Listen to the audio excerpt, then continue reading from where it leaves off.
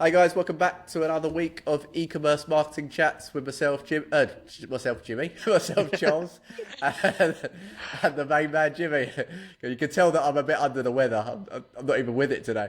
Yeah, it was me last week, and it seems to have gone into continental, and now you've got it too, mate. So yeah, no, Yeah, it's good to be back. It's been an interesting week in e-commerce. There's always a lot happening, but yeah, just some interesting things to chat about this week. I've in the background last week. I don't know why, but the background was much pinker than what it usually was. So I tried to tone it down a little bit more purple this yeah, week. So yeah. When I was editing it, I was like, mine was really dark as well. It was like completely two different contrasts. yeah, Like I so was sitting in the dark and Jimmy had like he was in like a neon radiated nightclub. with pink. Yeah. Yeah, So yeah, yeah, it's hard to get purple on this light, but I've tried to make do with something a little bit better than last week. But yeah, what's yeah. been happening on the econ front for you this week, Charles? Um, well, I actually had an interesting conversation earlier with a digital PR agency because I Yeah, think okay. that's where backlinks are moving. Uh, I kind of come to the reality that, having analyzed a lot of sites and done a lot of audits, there's a lot of e-commerce stores that are spending a small fortune on links that really are just crap, like just not good. And I think it seems to be that, being cited and getting a backlink from good quality sites that actually have real traffic, not just a high domain authority. I think that's the way forward. Um, so I wanted to kind of speak to this company in particular, and actually, well, I mentioned this to you, Jimmy, but he's actually agreed to come on one week on the channel and talk about his process on how, Oh, awesome. e-commerce stores can actually generate like high quality advertorial, or editorial links more specifically, from real sites. Because his process is more like he's effectively what he's done is he's built a system whereby he is he's not pitching or he's not paying for links. He's actually just responding to inbound inquiries from journalists. So there's certain platforms, and I'm sure he has his own process. But what that means is you're getting genuine digital PR links. You're not just getting links from any site that anyone can pay for. Um, We're talking and there's like far more value in kind of that. help a reporter out type system, like Yeah, things like that. I'm assuming that's what he's using sites like that, and he's built a system and a team to be able to do that. I Yeah. don't know, obviously may not disclose his exact process, but I'll he juice it did out of him. yeah, well, no, he did mention that he'd be happy to kind of share his process. I think he's quite transparent in that. Um, but what he was saying on our call was, the way that they get links is they try and take a spokesperson from the company, and for example, like, um if you took like a supplement company, a lot of supplement companies, they don't really have a medical person behind it, but they would basically partner up and work with. They have a system where they can bring that medical professional on behalf of the company, and then that's how they're able to get those links. So they've got some clever ways around it. It seems like it's not just a quick fix; it takes time, but they do guarantee high quality links, with all their sites being like on average, domain authority score of over 70, which is pretty high. If it's actually generally a site that gets real traffic, that's a pretty good benchmark. Um, so yeah, that's something that I'm looking to do is effectively partner up with them when my clients need the link side of things, rather than just effectively building them, a bunch of links which probably won't actually move the needle. Um, so yeah, that's something that I've kind of been exploring. Yeah, I think the Um, digital PR, like even when links aren't involved, I think it's playing a part definitely in brand mentions it is. and those type of Yeah. things, especially for what I'm seeing in kind of the AI results as well. So, yeah, I Yeah, think that's what he was saying. any kind You- of authority website that you can get on, it's definitely going to be ad like advantageous, not just in the fact that it might get you a backlink, but it's also getting kind of your brand mentioned on high authority sites if you can get them. Yeah, absolutely. Absolutely. So, yeah, I generally believe that's kind of the way things will naturally go, especially now that, yeah, we're seeing that just even brand mentions alone without the link is having an impact on showing up on, like you said, on AI search. So, um, yeah, that's an interesting conversation. It was also quite, so we're both from Greek Cypriot backgrounds, half Cypriot, and we've found out that our families are from exactly the same village in Cyprus, which is Small world. quite ironic. Yeah, yeah, yeah, yeah. So yeah, we had a good old conversation about that as well. Um, but yeah, we'll hope to get him on the channel on the channel soon. So yeah, that should be Where's he good. based? Is he He's um based in the UK. He's okay, UK yeah. based. Yeah, yeah, yeah. So, and then yeah, I had some. I probably won't go into too much detail, but certainly had an interesting conversation with a potential prospect last week, which didn't exactly go to plan. Or I think, if I'm being frank, was not a good fit. I think you know Yeah, have like when having I'm coming. I know what you're talking about, and having discussed this, I wouldn't necessarily like the work wasn't necessarily not a good fit for you, but I think personalities sometimes when you're dealing with businesses can like make or break a relationship. I've had it like my one of my favorite accounts that I liked working on. I just couldn't see eye to eye with the manager, and it was one of those people that wanted like a meeting every 3 days and like would ask for all this data analysis and then action none of it. It's just it gets frustrating after a period of time. And I think for you, like you were having these conversations and you're seeing all the red flags just pinging off throughout Yes, the whole yes. conversation. And I think This I was mean a yeah, lot of working with clients from our end, it's as much building relationships with them and trust and getting them results and helping them grow their business as anything. The relationship's so important, and I think that's where a lot of agencies just can take the piss at points. Like all they care about is churn rate. Just get them on, keep them for as long as they can, and like they almost get them on knowing that they're probably only going to hold them for like 3 to 6 months. I honestly think it's a disgusting way to do business. Honestly, like yeah, if I don't like the like I don't even know what to call it, like the prospecting period or signing up a new client. So I want to get my clients and get them the results and hold them for as long as I can. So I don't need to kind of replace them with a new client at any point. So I think I go into the mindset of, okay, like I need to get this person like as good, like just be a good person, respond to their emails quickly, answer their questions, and get them like good results from kind of the kind of experience that I have. But yeah, I think just from the conversations we've had, I think no matter what results you got for that client, like they just never would have been happy. no, I think like being completely frank,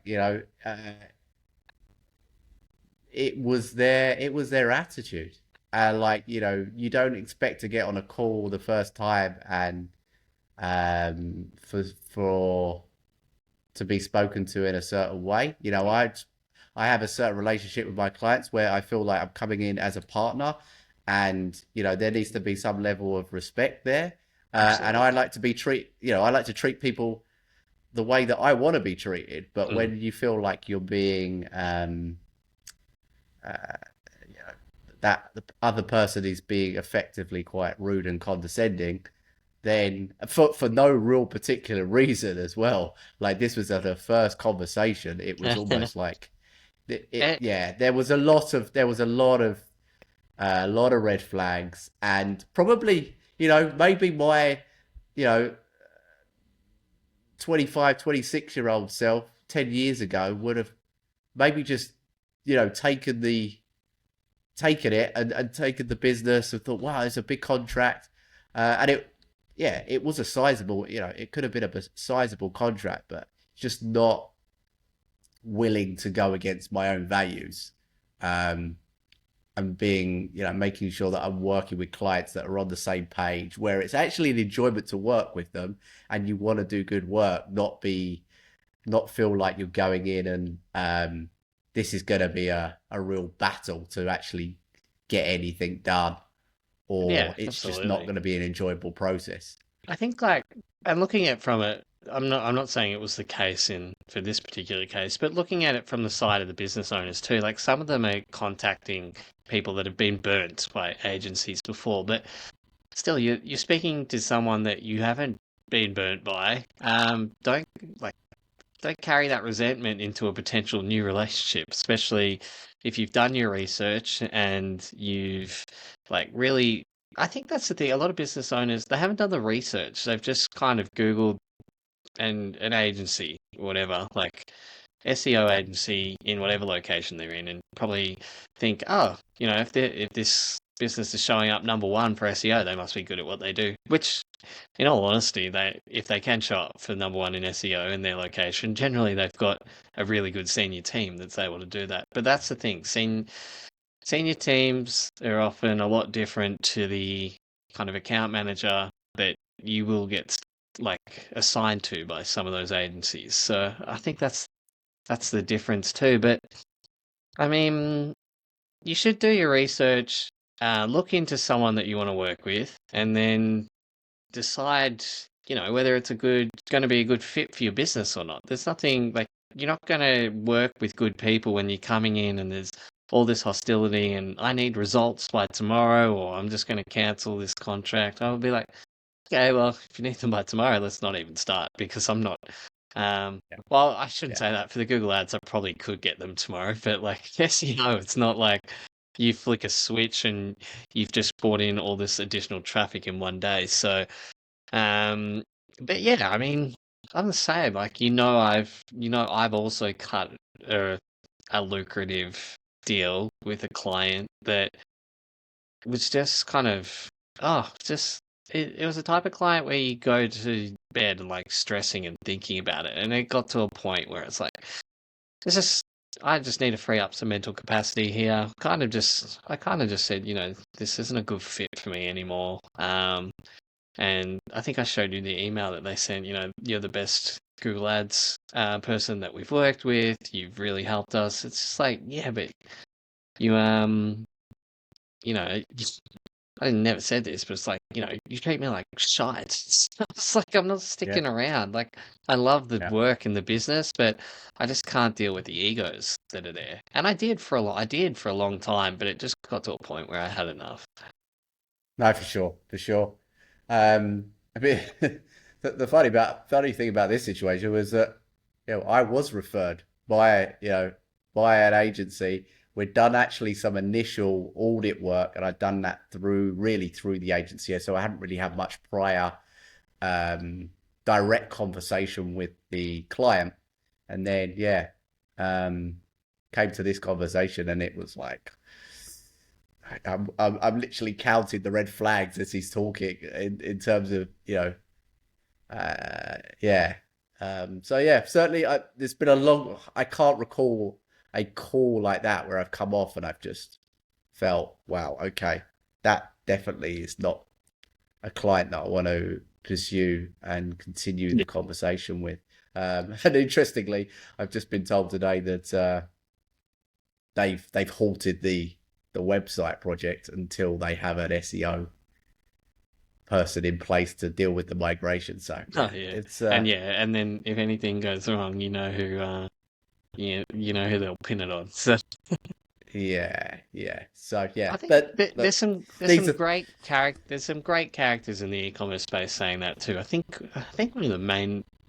one of the reasons I got back into coaching is I'm working with a lot of brands that are kind of in that initial kind of 5K to 25K a month range, like kind of the beginners for e-commerce. But honestly, there's a lot more pressure on those to than there are like high ticket clients that I work with because I've got so many levers you can pull with clients that are spending a lot of budget. There's a lot that I can test, but for the smaller clients, they're like, yeah, they're testing this and they really need to see kind of return on their investment. So I can look at an account and be like, yeah, I do this, this, and this. But when you're in the coaching space, it's just like you need to give them two steps at a time. And if they're booking like one or two calls a month, we might have had four, like we might get through four steps in a month. So you know what I mean? It's a long process.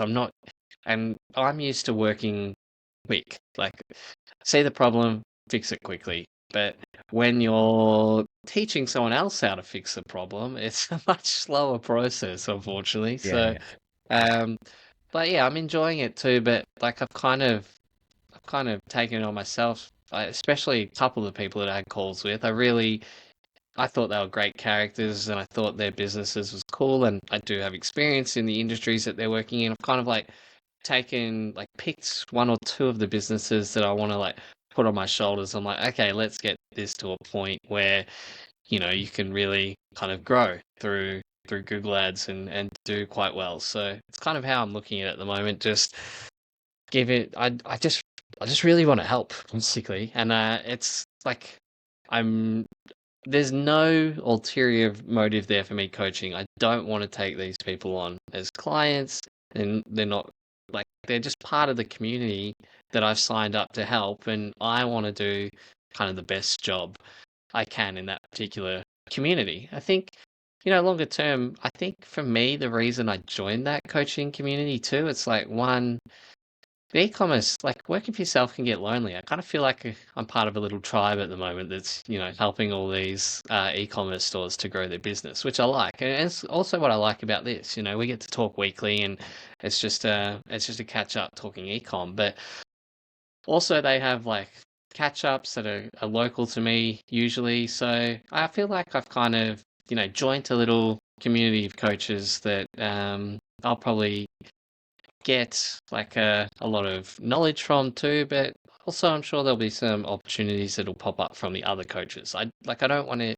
I'm not there to get clients from the coaching community. And I was pretty like set on that from the start. One, I like them. I like the main person that runs the community. I think that he's great. He's got a really good attitude and approach to ecom that I highly can like relate to. Um, but yeah, I've been doing a bit of everything in e-commerce this week. I've been doing some email marketing. I wrote two blog posts. We're doing some UX stuff on a website. I reached out to one of the developers that Charles recommends as well, and just sent him through a scope that I was looking at. Basically, it's hard. It sound because this particular site that we're working on, it already converts at around 6%, so it's quite high. But I was like, oh, there's so much more room here to make the website more easily navigatable, how to find the better quality products, and it's just yeah, there's so much you can do, and I think like if you've sat on your website for let's say 3 years and you haven't made one change, it's probably time to like get a pair of eyes on it and be like, hey, where can we streamline this? Where can we make it better? Um, what changes can we make to make the experience better for the customers coming through? Or yeah, I think there's massive opportunity if you've been sitting on like an idle website for like 3 years and just not changed anything on it. But yeah, Yeah, I so mean that also helps from a rankings perspective. And I read a study the other day that's suggesting that freshness of content is actually quite a significant factor now on ranking on AI search like ChatGPT and other AI platforms. So yeah, certainly making updates on a regular basis, whether it's the UX or whether it's your content or ideally both. Um, that definitely has an impact on how well you perform in organic search. I think I mean, I've said this on so many shows, but I think especially for a brand, if you're doing like over 20K a month, like I think email marketing is almost the cornerstone for an e-commerce business. You need to have your automated flow. It's just like automated money. It's like you turn the ATM on for email. Uh, I think if you don't at least have a really solid welcome flow, abandoned cart flow, post-purchase flow, and you don't have your like automated reviews set up, you're really missing out kind of as an e-commerce business. I think if you can sort that out, it also means I was talking to someone about this today. Say your website's got a 3% conversion rate. Basically, you've got if you're sending paid traffic from Google Ads, you've probably got a 3% chance basically to convert them on the visit. Whereas if you've also got then it also means 97% of the people coming to your site aren't going to purchase. So you need a way to capture at least some more of that 98%, whether it's through push notifications or the email signups. The email signups, if you're able to get kind of I think like the good pop-ups like converted around 10%. So if you're sending 100 people there, straight away, instead of if you're sending 100 people from Google Ads, three might make a purchase. But then if you've got a good pop-up and can convert 10%, well, 10 of those may sign up for your email list. So straight away, you've got another seven people in that list that you can kind of remarket to and hope to educate them more about your business and your products and convert them at a later point. But I mean, um, seven additional people compared to the three that you only would have got from Google Ads. It's instead of doubling your ad spend, you can just have a good email system because you could double your revenue from email. I think it's just so important if you can convert 10% of the traffic that's coming to your list to your email, then yeah, you can just nurture them through an email sequence to hopefully get them to buy on the other end. Yeah, no, for sure. I think, yeah, because the reality is, some people will land on your site and they may never come back again. Mm. Um, you know, people's attention spans are, they're looking at other sites, they're comparing. If you can actually get them on your email list, then there's an opportunity to continue and be front of mind on a regular basis. If you don't have that set up, like you said, you're losing potential customers, and there's a real opportunity there. So yeah, for sure, email push notifications is another one, as you mentioned, which is a pretty quick win, especially with Shopify if you can install push out and get that set up. Yeah, absolutely. I think we probably need to. We've had Paul come on here and talk about Facebook ads, but we probably need like just more conversations around Facebook ads, generally speaking. I think because especially these people that are the business owners that I'm talking to that are starting out, like they're all gun ho on Meta. They want to know about Meta, and I think Meta, like Facebook's kind of the consistent platform, right? You're not going to get spikes from unknown traffic that have seen like impulse buyers. Google's really the platform where people are searching for what you've got to offer, and it's usually quite predictable how many clicks you'll get each day and kind of at what price. Facebook is almost the platform where you can educate a lot of people that weren't aware of your product, especially if it's an impulse buy type product.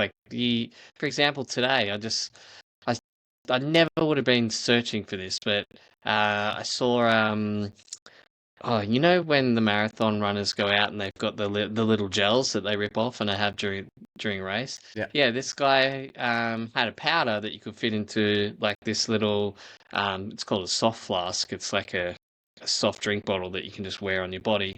But you can just put this powder in there and it acts as the shot, and you don't have to throw away the plastic, and you can store it all in kind of this little drink bottle for energy during the whole race. I'm like, oh, that's cool. Like, I just went on and bought it. It's like, $45. But I never would have searched for that. And that's the difference between the two. Get like Google, I would have had to been searching for, you know, powdered, powdered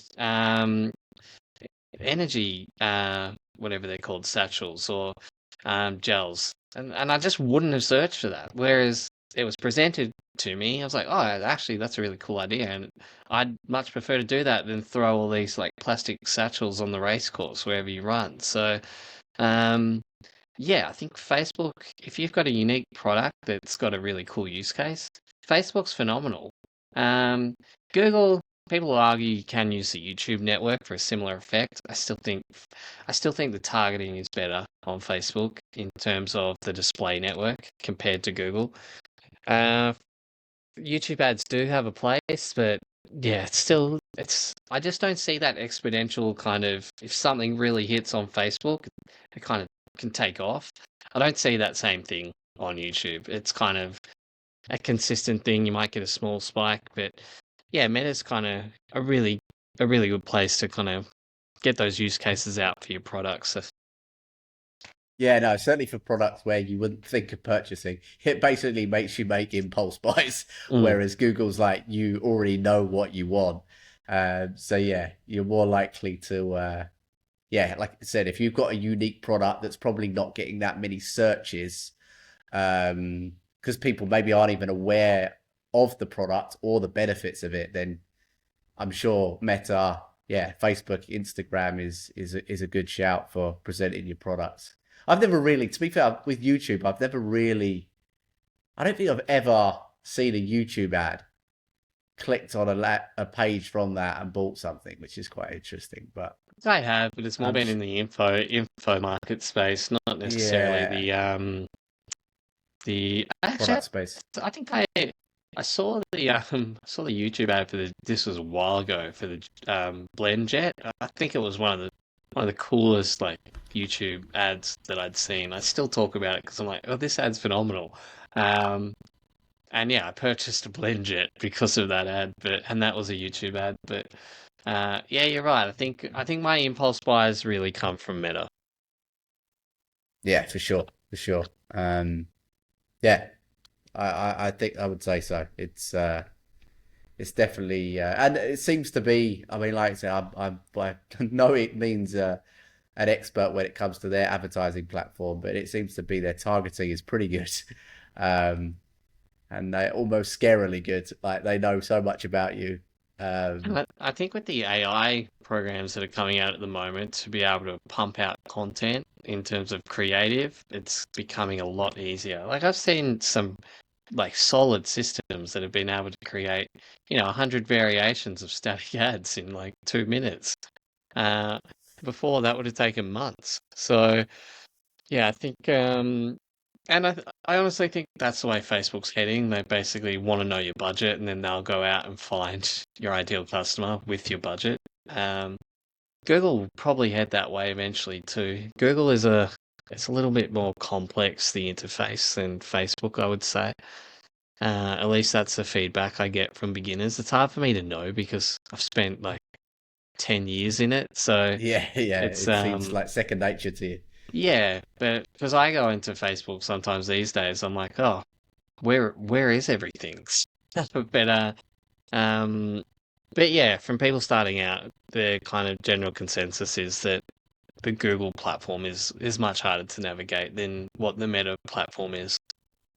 Yeah, yeah, yeah. No, I set up a couple of ads a while back on Facebook, and I asked ChatGPT, to give me some guidance on the best setup and etc. But it seems pretty straightforward. It was easy enough to get set up, and um, but I'm sure there's more complexity on what converts Oh, of best. course, yeah. Um, and like it's probably good having a meta ads expert that's got some, you know, got a better idea of how to get a better return on your investment. Yeah, because I tried it out, and I think there needs to be a lot of testing involved to actually see the results, especially if you're a complete beginner. Um, Yeah, I mean, yeah, that kind of like starts a question. If you're a brand new e-commerce store, like where are you going at the moment? And I think brand new, like where do you start? And honestly, I think it's what kind of product you've got. Like if it's an impulse buy product, I'd probably start on Meta. If you are starting an e-commerce store or just purchase one and it's heavily parts orientated or model numbers and things like that, for just say you've got a like I always think of there's a company called Better Bat and they sell batteries. Like that's not really a Facebook. It might be a Facebook remarketing for people that have visited the site, but if you're looking for batteries, you're usually looking for a specific battery for something. I usually bought like um, the GoPro batteries off them, that kind of thing. And you're looking for specific model numbers, and like Google's primed for that kind of business. But I don't think too many people get excited about seeing batteries on on their Facebook feed as an impulse buy product. no, no, definitely not, definitely not. Yeah, no, it's like I said, it's certainly worth bringing some more people if we can onto the channel to talk about it specifically. And obviously, Paul was one Yeah, person. I Yeah, think I'm as not well. sure. Like so, once you've figured it, once you've so you've just started, you want to figure out where to go. As much as I'm like email marketing, I think email marketing comes into play when you've kind of got you want to set up the opt-in form and set it up, but you're gonna see the benefits of that once you've got like a better sized list. So you should set up the pop-up and get that all going. But I think at the very start, you need to drive traffic from somewhere. Yeah, yeah. Um, and typically, to get the ball rolling, it will be a paid source because SEO is going to take some time. Unless you can get like a digital PR boost, like an announcement of your brand or a hype launch or something like that. I think, yeah, you're going to have to generate traffic initially from a paid source. Generally, it would be Facebook or Google to start. And then it's, how much, and the questions come, oh, how much should I be spending, Jimmy, on my campaign? It's like, well, what are your goals? Like, do you want to hit, $1,000 a month, or do you want to hit like $10,000 a month? Because we work out your goal and then we work backwards from there, like how much it's going to cost to acquire a client, what your average order value is. Like you work out a guideline based numbers and then you can work out, especially for Google, kind of predictably how much it's going to cost you to get to a certain revenue point. So how much you should be spending is really determined on what your business goals are and how much you have to invest in marketing. And um, yeah, I mean, if you want to make one sale a week, then your budget might have to be $50. If you're like, oh, we really need to be moving 100 of these units a week, it might be, $5,000. So it depends. And that's why it's so hard to answer. That's why people hate hearing it depends, and it's like, well, what are your goals? Like, because everyone's different. Like, if I had 100 people come to me, I can't just say, oh, your budget should be this to everyone because it's not going to work for everyone. Well, it also depends what market you're in, isn't it? If you're Yeah, going exactly. into a super competitive market, then naturally your budget's going to need to be higher to actually get in front of enough people. Um, you know, I would also be, once you get some traction with the ads, I would certainly be trying to reinvest some of that into, your SEO, content marketing, digital PR and I think a lot of a lot of brands they do get success on the ad side, but then they think, okay, this is going to work forever, and we could just rely on this. And yeah, to some extent, it might be true, but you do need to then focus on your organic strategy as well. And ideally, if you could do both simultaneously, obviously it depends on how much time, budget, resources you have. Um, but yeah, I can see why people start with the ads, because you can get that, you can get quicker results, and you can get instant feedback on, does your site convert? Is there actually a demand for your products? Because otherwise you could spend 6 to 12 months running an SEO campaign and find out actually um, there's not much demand for what you're selling. So yeah, I think you're right. The having having an ad strategy in place from day dot is, it does Yeah, make the most it's sense. like where to go, and I always think about that. Like if I was to like relaunch again my own kind of e-commerce brand, like obviously I'd probably pick a product that was better suited to Google because that's my strength. So Yeah. um, I probably wouldn't do the impulse buy. I would probably do something where like I don't know, like a sauna or something like that, like an expensive type sauna business. Like get involved in that and just it's super competitive, but I think I've got the skills, to stand out on the Google platform where a lot of people are making these purchases. So um yeah, I'd be playing in that space. But yeah, it depends.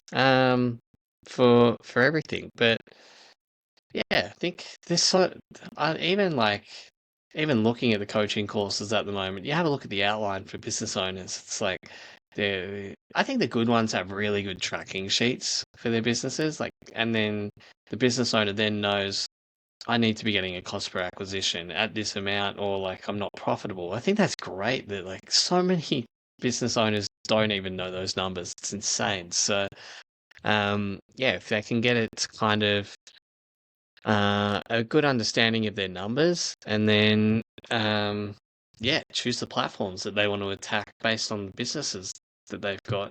And I mean, we've spoken about this before in other capacities, but potentially your e-commerce business won't be around forever. So, and there might be like a really good period of time where you don't have a hell of a lot of competitors. I mean, if you start taking off and doing a lot of sales in any kind of e-commerce industry, you can almost guarantee in a couple of months you're going to have knockoff competitors. So, um, yeah, when you like, and I think some people get complacent and then their competitors start to overtake them and they're like, oh, this was our idea. We got here first. It's like, well, you don't have any like intellectual property around the product or anything. So there's nothing that you can do in that regard. But yeah, I think if something's working, just go hard and put a lot of effort into it and kind of reap the rewards of everything that you put in beforehand. I think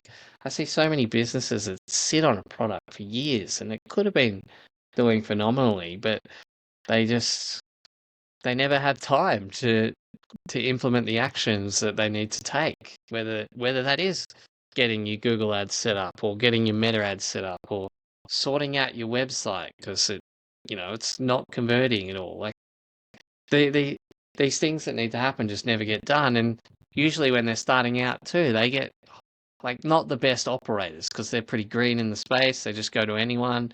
And then the website's converting at 1% when it should be converting at 3 or 4%.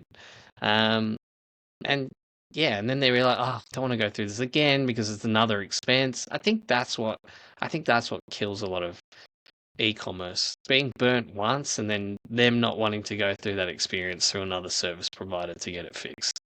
Yeah, yeah, that's very common.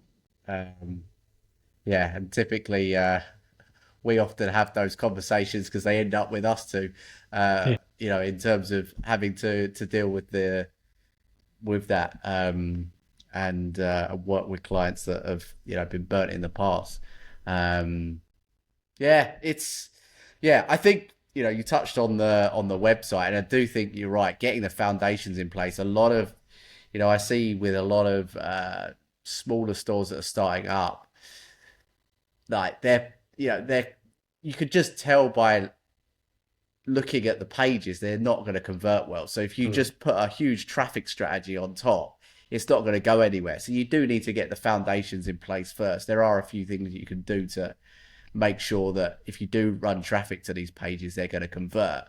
Um, So that's probably another thing to add to the list, that you need to make sure that the site, fundamentally and technically is sound before you spend a fortune on ads and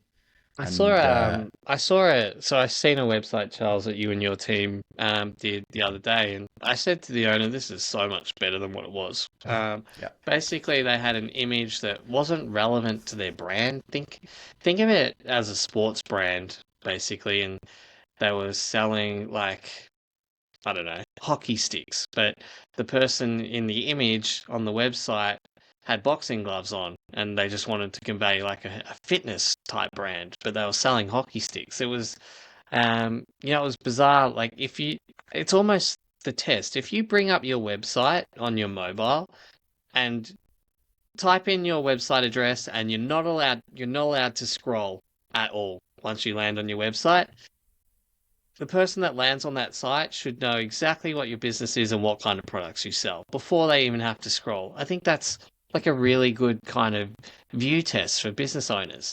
And if they do that, they land on the site and they can't tell what exactly you do or what your product does or what it even looks like, what your business is about, then there's something wrong with your website.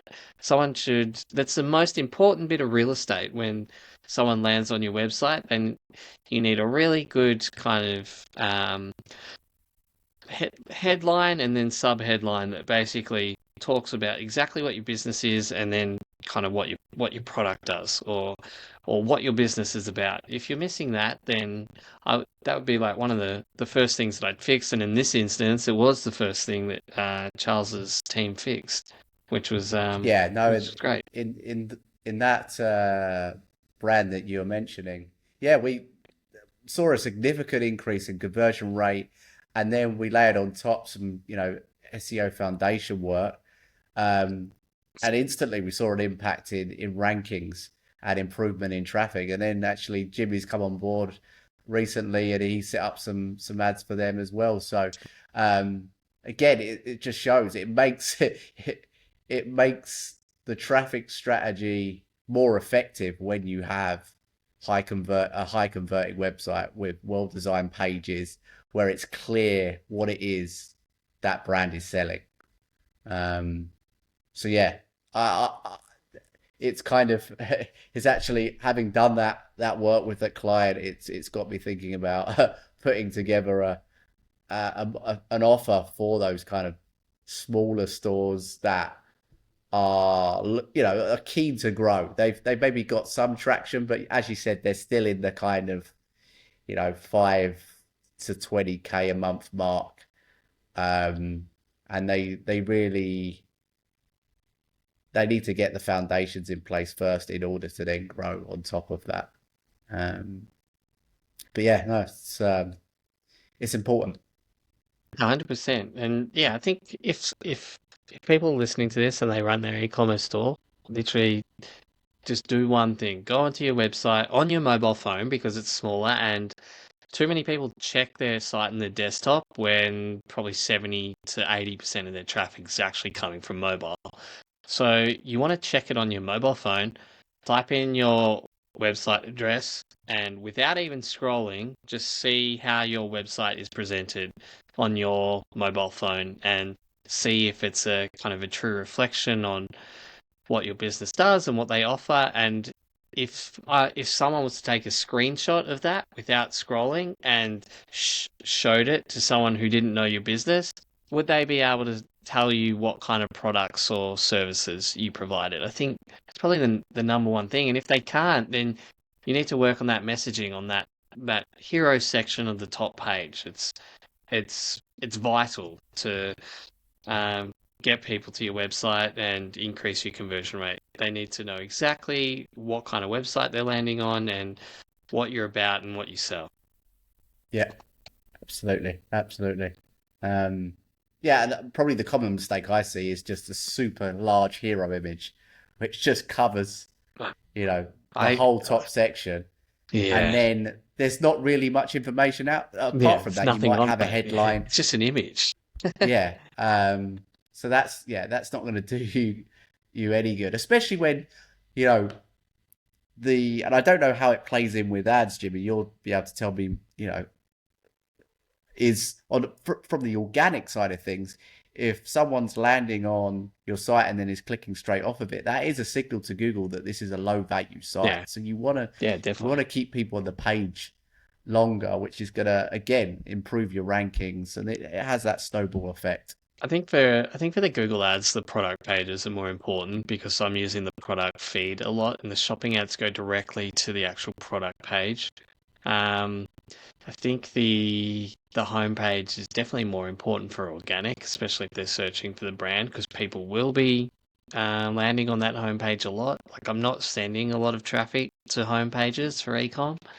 Um, well, it depends on the business, actually. I shouldn't say that, but I work with usually high SKU businesses, and I don't want to send someone that's interested in one of their SKUs to the homepage and then they have to navigate to find it. I want to send people directly to a product page for the product that they're looking for.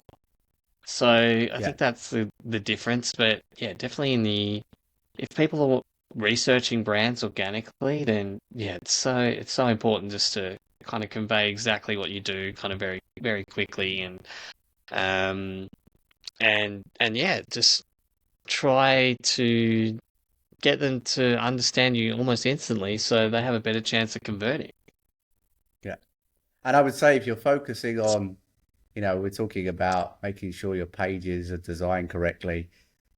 Homepage, collection page, product page, templates. Those are the top three. Yes, you're going to probably add other pages on your site, like about us or our stories. Equally can be as important, but get those main money pages set up and properly optimized and the design is going to actually convert. Focus on those three first, and then which can be applied to all of your you know the same template can be applied to all your collections or all your products. Typically, if you're starting out, you might only have five product pages anyway on one collection.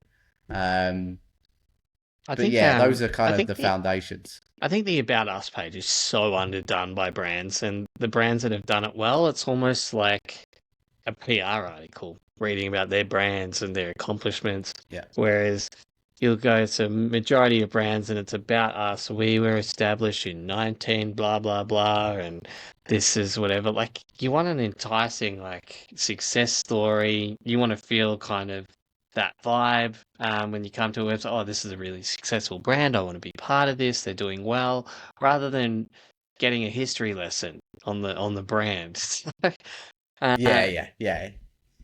I mean, we've You we've want seen some good examples from a friend of ours, Ben, who does the About Us pages. I feel really well.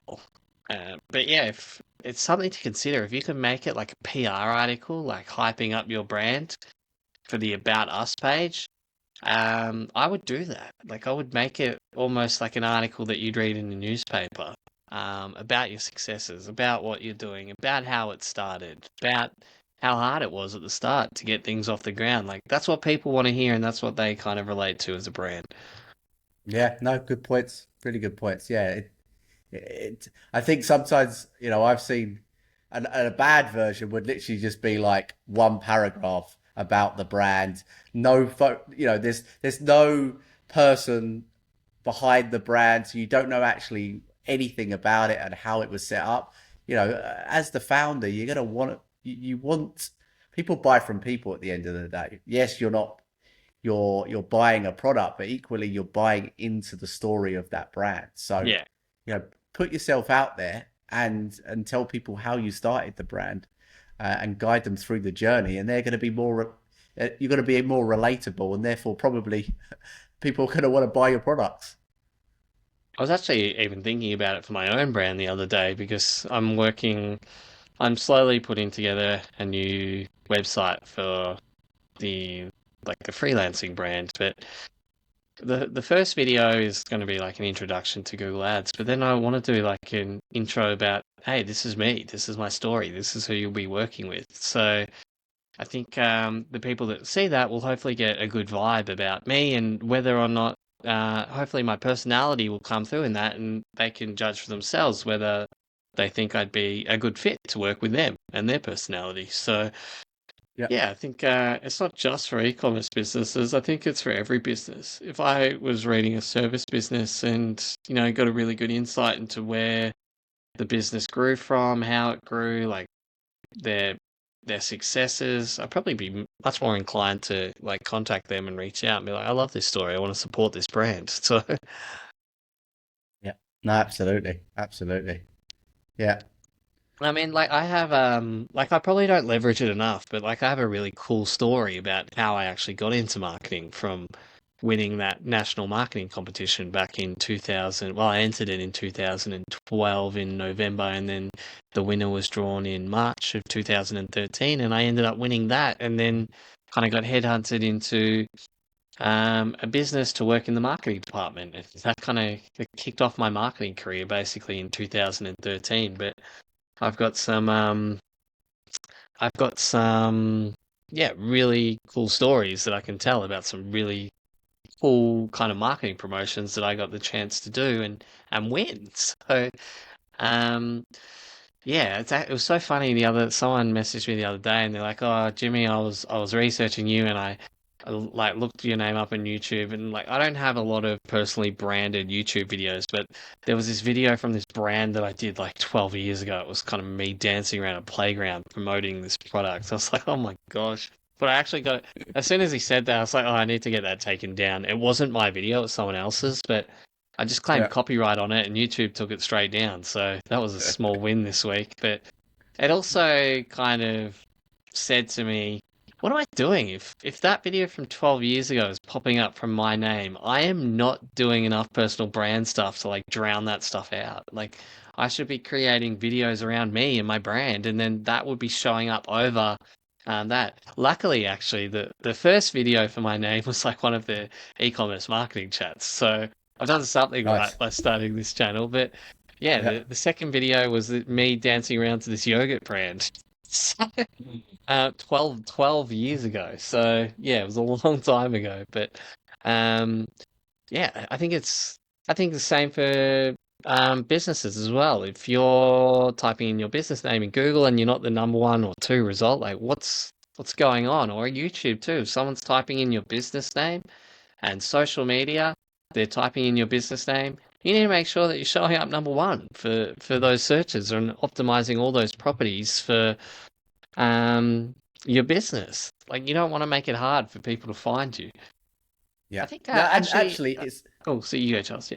no. I was going to say it's not as difficult as people think. Like, the first place I would start would be the social media profiles. I Mm. would be more active on Instagram because Instagram seems to be getting more preference. Um, I would, even if you're not really going to use it, I would set up probably a LinkedIn profile for your business. I'd set up a Twitter account. You might have a Facebook group or Facebook page. Um, I would be starting with those. We've talked about Reddit before. Can you get involved in, Reddit conversations where your brand is mentioned? Um, and then YouTube as well. YouTube's a big one. Like if you could even just focus on putting out regular YouTube videos and do Instagram Reels, you're probably going to take up a lot of the first page because and your website is linking to those platforms, so Google know that these are your official channels. You're probably going to show up, and it's when yeah. But if you don't do those things, then yeah, it doesn't look great when you kind of type in your brand name and you're on the second, third page of Google. And the only times I've had, I was working with a client a while back, and they had the big issue they had was actually they had affiliate brands that were comparing their supplement versus other affiliate brands. And they were basically getting outranked by all these like clever affiliate SEO sites. But because Google has actually clamped down on a lot of these content based affiliate sites, that's actually saved them. And they're now ranking at the top for their brand name. So Yeah, Something it's actually easier now for e-commerce stores.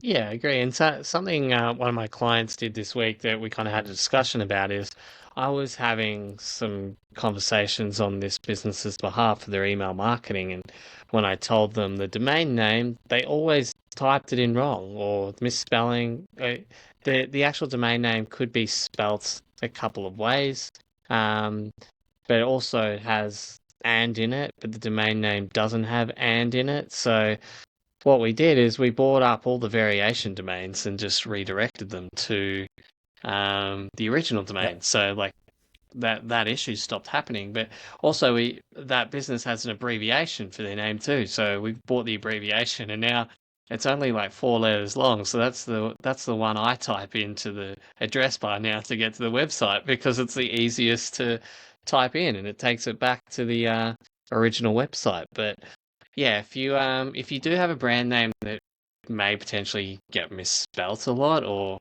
um you've got a weird .au instead of .com.au, and you have the option to get the .com.au, like start to buy, or in the UK .co.uk instead of just the .uk. So wherever you are, try to get the if there is kind of that you think, or if you go to your website enough and you find that you type wrong or you misspell it, like buy that misspelling and just redirect it to your actual site. So anyone that's trying to type it in there can get there pretty simply. So I think I've already noticed some traffic. I'm just looking now, even over the last week, there's probably been like 50 users come from misspelled domain names. So yeah, it's just an easy thing you can do.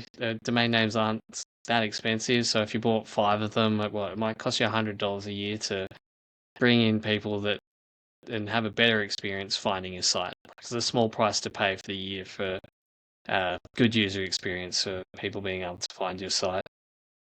Yeah, no, good point. Good point. There's yeah, I see that comment when websites have got like, or brands, they've got the dash in the Oh domain yeah. name, so it'd be like 2 words and a dash in between. And often people don't use the dash when they're searching for the brand, so you do get situations where I mean, but affiliates they used to typically do that do in that. the day. They just bought the misspellings and redirected it to the actual site with an affiliate link attached. So, Hmm. That's a good point. Yeah, I mean, there's some clever things you could do. You could buy up expired domains. So say that there's an e-commerce store that actually is no longer around within your niche. You could actually buy that domain name, then redirect it to yours, and then you've got all that SEO equity from all the backlinks that they've created, and all the I relevancy. did that a lot in the day when I had my competition website, which I'm actually thinking about relaunching at some point soon. But I bought all the Yeah, domains for my competitors as soon as they dropped off. So, and they've all got yeah. backlink profiles on them too. So, um, yeah, I'm notorious for like I've got a big domain pool. Like I've definitely got over 100 domains. So I've got Oh a wow! a I thought I decent. had a lot. Yes, yeah, I've yeah, definitely got like a little sizable domain profile there. So um, Actually, interestingly, I will not mention the guy as a friend of mine who he's he made his money from domain names. He sold his company and on the stock market, and he still owns some pretty prestigious domain names in the UK and across, yeah, all .coms, all pretty. what does he do with them? Does he rent them out or something? Well, he does it a lot of the time. He just sits on them. He has got one business that he's built. He built on. He built on one of those domains.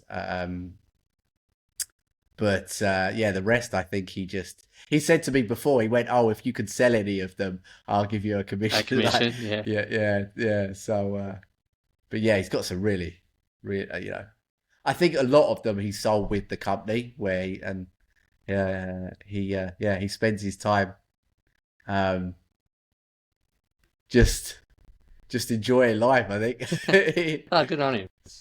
Yeah, yeah. I don't Cool, know man. about you, just on a random thing as well, but some of my client sites, I'm noticing DuckDuckGo is coming up a lot more. Like even it's showing like it seems to be more popular than Bing on a lot of Really? my yeah. I don't. I'd be interested for you to have a look at any of your clients and maybe report back next week, kind of where Yeah. DuckDuckGo is sitting in the scheme of things. So yeah, I'm just looking now on a couple of clients and DuckDuckGo. I don't know why or what's happened, but yeah, it's sitting higher than Bing Organic in like a majority of these accounts, which is interesting. So.